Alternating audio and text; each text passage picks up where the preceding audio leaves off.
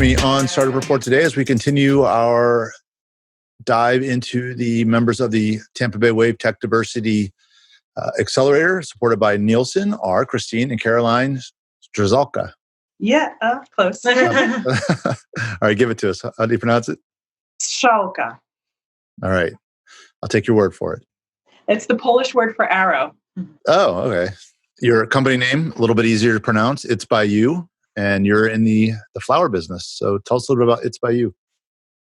Well, our mission at It's by You is to end floral waste at the farm level. And so just a background on that, about 50% of all flowers grown across the world are discarded immediately after they're cut. And the reason for that is because they're blooming in times of year that there may not be a particular market for a certain look or color of flower. So what we do is we take those surplus flowers, and rather than throwing them into a composter, we take them and we put them in boxes and we send them to customers around the world on a subscription basis. So we even out the sales cycle for flowers, and we save those flowers, saving farms, saving jobs, and ending eco waste. Yeah, so we're direct to consumer floral subscriptions, and we also show you how to make awesome flower arrangements. So once you receive those flowers, we either ship to you containers and tools and everything you need, but you just follow our instructions and you can make a beautiful arrangement at about 50% off of what a florist would charge. Got it. So that was my first question then, is you're not asking farmers to become arrangers. You're actually sending them, their basic job is to cut the flowers. Do what they do. Get them in a box. They grow their flowers, cut them, and the flowers are sent directly from the farm. So the flowers last longer, and you are the one that's experiencing making beautiful arrangements at home. That's great. And about how big does a farmer have to be, or how big does an operation have to be before it becomes viable? Can you work with even the smallest farmers, or is there sort of a minimum size where it makes sense? Well, right now we're working with only a select set of farms in California and in Latin America. But as we expand, we're moving into small farms. So it's going to be farms of all sizes. But right now we're using medium to large size farms that are primarily supplying major grocery stores and operations in the United States. Got it. Yeah. And so what we like, though, we would like to work with farms that are at least growing a variety of flowers. And then you could have another local farm, say a farm that's maybe growing roses, ship their roses to the other farm. But then what we do is we follow, the farms follow a recipe to be able to package up the flowers in the boxes and then send them to our customers. Got it. And so, to get that diversity of what ends up in the box with the customer, are you constantly updating the mailing? So one farmer may get an address one month, and then a different farmer may get that same address the next month to send the flowers out to? Actually, we are working with farms that are large enough right now that they grow enough variety of flowers that we don't have to do that. So a lot of our subscriptions right now are coming from Ecuador. And Ecuador is one of the largest producers of all kinds of flowers that come into the United States. And so we don't have to think too hard right now about that. But as we move into working with smaller farms, maybe the ones that are here in the United States, there's some very small farms that are only growing certain kinds of flowers. We're going to have to do a little bit more tricky work there. But it's very important for us to support all of the farms that we can, and a lot of our customers as well would like to support local farms. So we want to make that easy for them. Yeah, got it. The flower business is notoriously competitive. The cost of customer acquisition, it can be off the charts. How are you going to solve that problem? Sure. So one of the things that we're doing is, because our business is so different, we're not relying on holidays to sell our flowers. So the majority of the floral world is relying on Valentine's Day, Mother's Day to move the majority of the flowers, the majority of their sales during that period of time.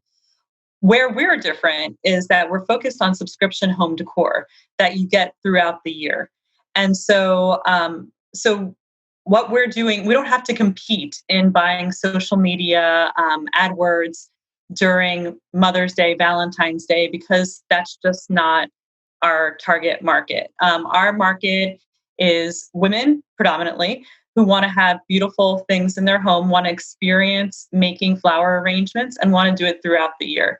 So our market, as we target our market, we're really focused on people who love gardening, love home decor, love DIY. Maybe they like cooking. And so, right, it's a different market than a gifting market. Mm-hmm. So it's a different acquisition cost for us. Have you explored, even though it's a different market, they are potentially have the same eyeballs. Have you explored trying to do an affiliate or partner model with florists? With florists. No, yeah. Actually, our whole goal is to eliminate all of the middlemen.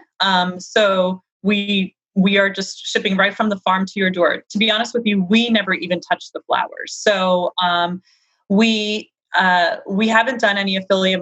In fact, we've barely done any marketing. We've done some A/B testing, but so the traditional model of a florist, it's actually starting to fade away. 50% of all florists have closed within the past 25 years in the United States. And that number is just absolutely growing. Florists are going. If you look in the floral industry, florists are becoming highly specialized. They're specializing in events, so weddings, corporate events, funerals, and holiday. So they are very, very targeted. The way they operate is very targeted. We're evening out a sales cycle. So for us, florists are not. We're going direct to consumer, which is the way everything's going. Whether you're in produce or whether you're in hair care, direct to consumer is the way to go, and we firmly believe in that model.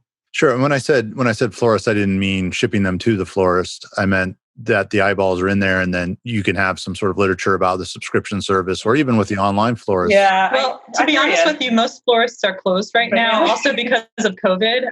So we really very much believe in the direct to consumer model. We have other opportunities in the future. So we are going to be moving into B2B as well.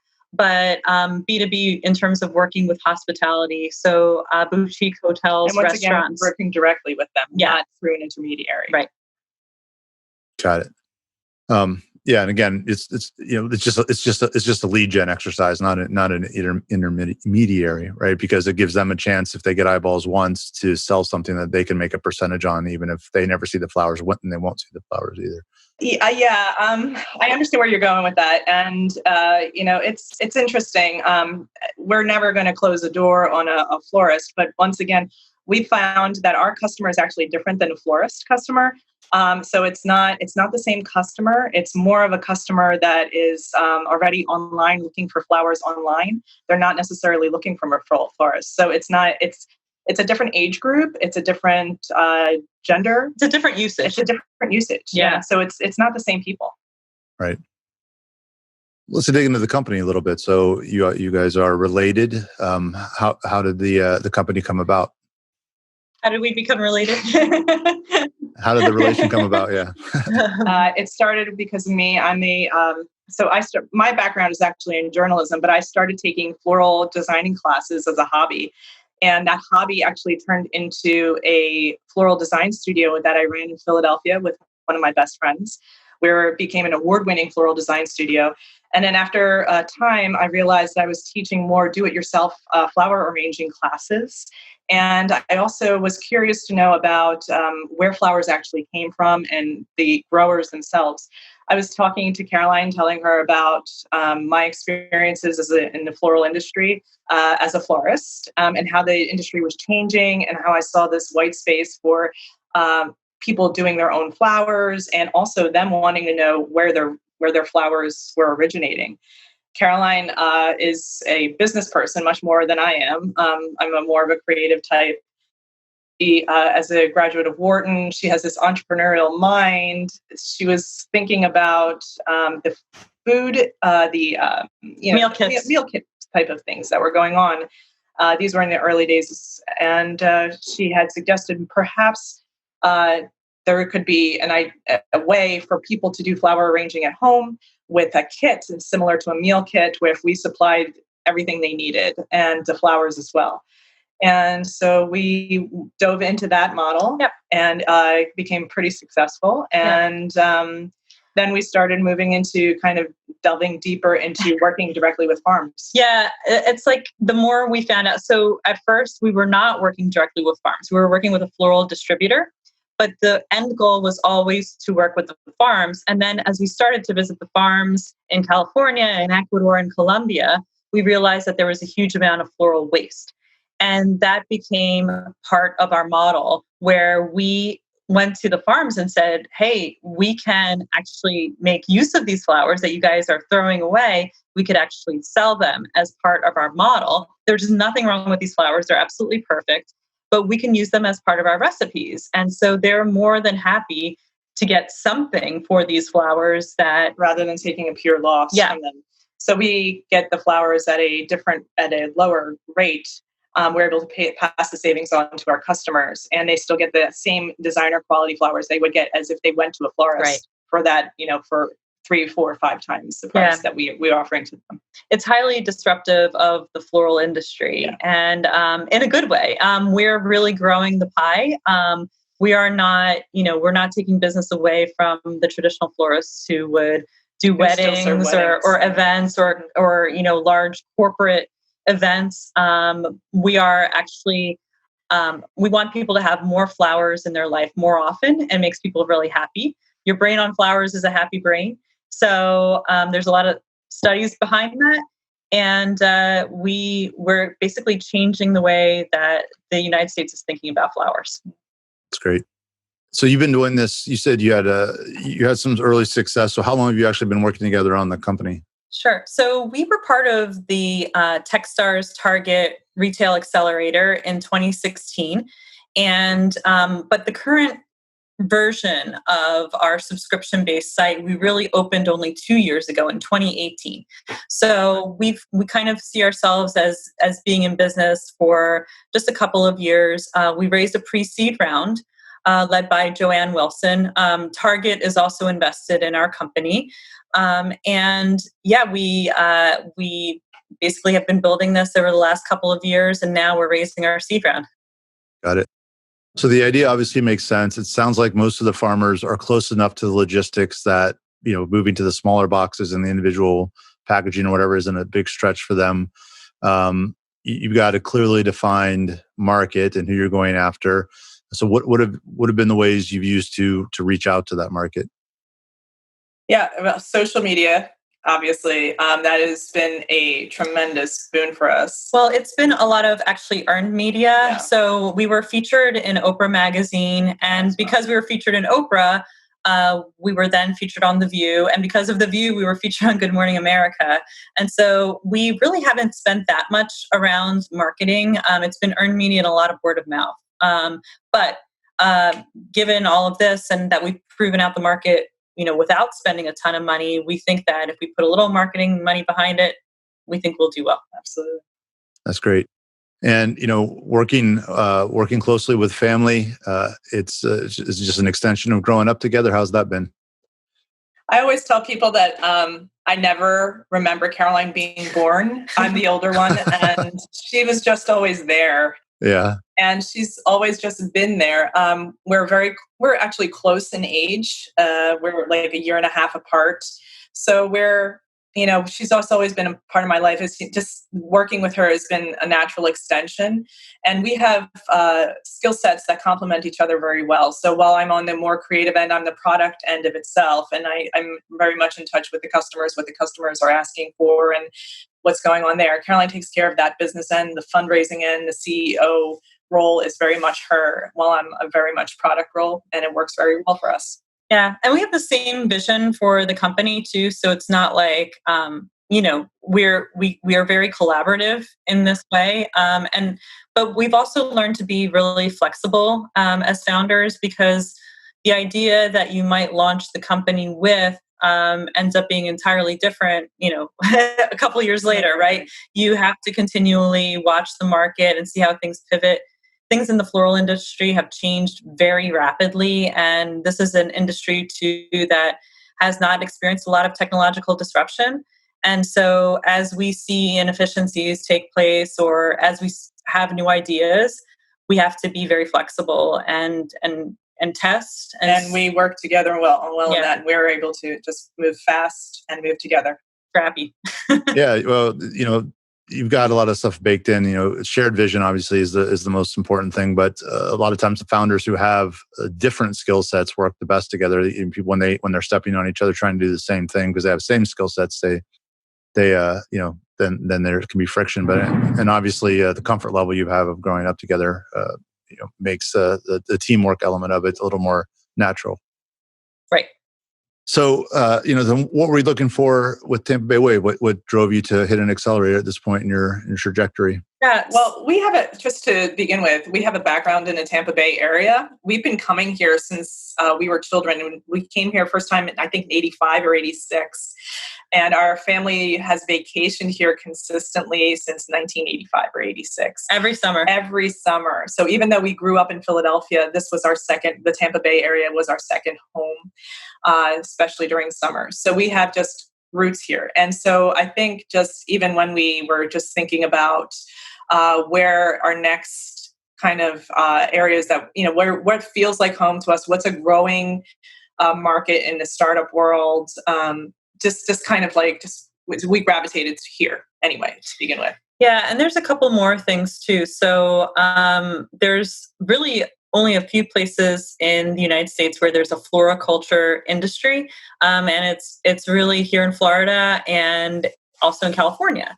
And so there's all of the flowers that are coming in through Latin America, they're getting cleared in Miami, and so it makes a lot of sense to potentially headquarter here in Florida. It's something that we're thinking through.